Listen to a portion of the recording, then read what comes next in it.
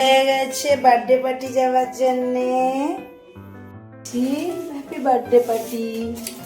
চলো মামা, ওটা তোমাকে ধরতে হবে না, তুমি এটা গিফট ধরো। হ্যাঁ ঠিক আছে চলো।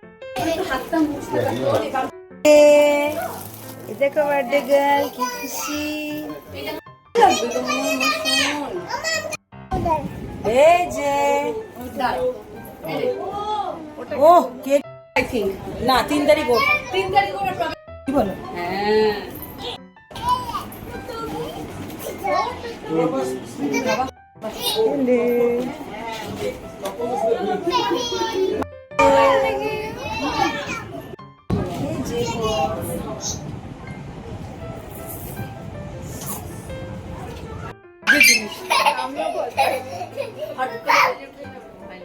আমি বোম ভয় পাই, আমাকে নিচে মাথাটা মানে দাঁড়াম করে